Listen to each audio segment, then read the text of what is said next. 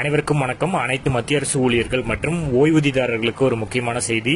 மத்திய அரசு ஊழியர்களுக்கு 8வது ஊதிய குழுவின் பிரகாரம் அகவிலைப்படி கணக்கீட்டில் மிகப்பெரிய மாற்றம் வரப்போறதாகவும், அது மட்டும் இல்லாமல் 15 முதல் 18 மாதங்கள் 125% 61% குறைவு போன்ற முக்கிய தகவல்கள் வெளிவந்திருக்கு. அது என்ன தகவல், அதை பற்றின முழு விவரமான எல்லாமே இந்த வீடியோவில் பார்த்துடலாம். ஸ்கிப் நம்ம கடைசி வரைக்கும் பாருங்க. நம்ம சேனலை சப்ஸ்கிரைப் பண்ணாதவங்க பண்ணி வச்சுக்கோங்க. நம்ம சேனலில் சென்ட்ரல் மற்றும் ஸ்டேட் கவர்மெண்ட் சம்பந்தமான ஆல் அப்டேட்ஸ் போட்டுருவோம். அது மட்டும் இல்லாமல் பென்ஷன் சம்பந்தப்பட்ட முக்கியமான அப்டேட்டும் இருக்கும். மறக்காம சப்ஸ்கிரைப் பண்ணுங்க. வாங்க வீடியோக்குள்ள போலாம். ஃபர்ஸ்ட் ஆஃப் ஆல் பாத்தீங்கன்னா, நாட்டில் மில்லியன் கணக்கான மத்திய அரசு ஊழியர்கள் 8வது சம்பள கமிஷன் எப்போது அமலாகும், அது எவ்வளவு சம்பளத்தை கொடுக்கும் என்ற கேள்விகள் மற்றும் எதிர்பார்ப்புடன் உள்ளனர். சம்பள உயர்வு மகிழ்ச்சியுடனும் குழப்பமும் உள்ளது. இந்த முறை அரசாங்கம் அகவிலைப்படி கணக்கீட்டின் முறையை மாற்றப் போகிறது என்றும் கூறப்படுகிறது. அரசாங்கம் 10 ஆண்டுகள் பழமையான விதியினை மாற்றி 8வது சம்பள கமிஷனில் அகவிலைப்படி கணக்கிடும் மதிப்பினை 0 அமைக்கலாம். இது கொஞ்சம் வித்தியாசமாக தோன்றலாம், ஆனால் உண்மையில் அது சாதகமான விஷயமாகவே இருக்கும் என சொல்கிறார்கள். அகவிலைப்படி பாத்தீங்கன்னா, தொழில்துறை தொழிலாளர்களுக்கான நுகர்வோர் விலை குறியீட்டின் தரவுகளின் அடிப்படையில் கணக்கிடப்படுகிறது. இந்த குறியீட்டில் ஒரு அடிப்படை ஆண்டு உள்ளது. அதன் அடிப்படையில் பணவீக்கம் ஒப்பிடப்படுகிறது. தற்போதைய விதிகள் பார்த்தோம்னா, தற்போதைய அகவிலைப்படி கணக்கிடுவதற்கான அடிப்படை ஆண்டு 2016 ஆகும். இது 7வது ஊதிய குழு செயல்படுத்தப்படும் பொழுது நிர்ணயிக்கப்பட்டது. முன்மொழியப்பட்ட மாற்றங்கள்னு பார்த்தோம்னா, 8வது ஊதிய குழு ஜனவரி 1, 2026 முதல் செயல்படுத்தப்பட உள்ளதால் அரசாங்கத்தால் இந்த அகவிலைப்படி கணக்கிடுவதற்கான அடிப்படை ஆண்டையும் 2026 என மாற்றலாம். அடிப்படை ஆண்டு ஏன் மாற்றப்படுகிறது அப்படின்னு பார்த்தோம்னா, கடந்த தசாப்தங்களில் பாத்தீங்கன்னா, மக்களோட செலவு செய்யும் விதம் அவர்களின் தேவைகள் மற்றும் பணவீக்கத்தின் தன்மை முற்றிலும் மாறிவிட்டன. இன்று நாம் செலவிடும் விஷயங்கள் 2016 விட மிகவும் வேறுபட்டவை. எனவே பணவீக்கத்தினை சரியாக மதிப்பிடுவதற்கும் அதன் உண்மையான பலனை ஊழியர்கள் வழங்குவதற்கும் அடிப்படை ஆண்டை புதுப்பிப்பது அவசியமாகும். 7வது மற்றும் 8வது சம்பள கமிஷன் அந்த அகவிலைப்படி கணக்கீட்டில் என்ன மாற்றத்தை எதிர்பார்க்கலாம் அப்படிங்கறத பார்க்கலாம்.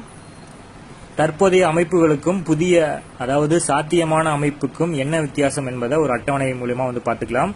அதுல ஃபர்ஸ்ட் பாத்தீங்கன்னா, டிஏக்கான அடிப்படை ஆண்டுல 7வது ஊதிய குழுவுக்கு 2016, 8வது ஊதிய குழுக்கு பாத்தீங்கன்னா 2026 இது சாத்தியமாக்கப்படும். பழைய டிஏ என்ன ஆனதுன்னு பார்த்தோம்னா, 125% டிஏ அடிப்படை சம்பளத்தில் இணைக்கப்பட்டது. இது 7வது ஊதிய குழுல.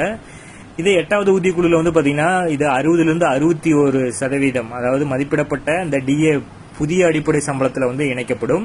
அடுத்தது டிஏ கணக்கீடு பாத்தீங்கன்னா, 7வது ஊதிய குழு அப்போ 0% தொடங்கியது. 8வதிலும் பாத்தீங்கன்னா 0% தான் தொடங்கும் அப்படிங்கறத சொல்லியிருக்காங்க. டிஏ கணக்கீடு அடிப்படை பாத்தீங்கன்னா 2016 விலையின் அடிப்படையில் கணக்கீடு. இது 8வது ஊதிய குழு 2026 விலைகளின் அடிப்படையில் கணக்கிடப்படும். இறுதி பலன் பாத்தீங்கன்னா, அடிப்படை சம்பளம் அதிகரித்து மொத்த சம்பளம் அதிகரித்தது. இதுவே 8வது ஊதிய குழுல புதிய அடிப்படை சம்பளம் இன்னும் அதிகரிக்கும். மொத்த சம்பளத்தில் பெரிய ஏற்றம் இருக்கும் அப்படிங்கறதையும் சொல்லியிருக்காங்க.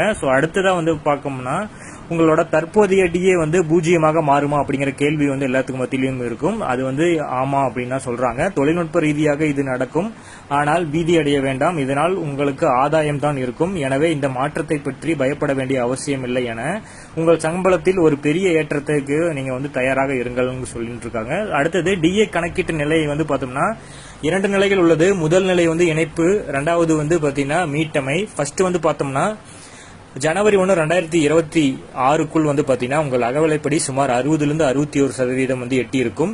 8வது சம்பள குழு செயல்படுத்தப்பட்டவுடன் இந்த முழு அகவிலைப்படியும் உங்கள் தற்போதைய அடிப்படை சம்பளத்தில் சேர்க்கப்படும். இது உங்கள் புதிய அடிப்படை சம்பளத்தை உருவாக்கும். இது முன்பை விட மிக அதிகமாக இருக்கும். 2வது நிலை மீட்டமை பாத்தீங்கன்னா, உங்கள் அடிப்படை சம்பளத்தில் பழைய அகவிலைப்படி சேர்க்கப்பட்டவுடன் அகவிலைப்படி கவுண்டர் 0% மீட்டமைக்கப்படும்.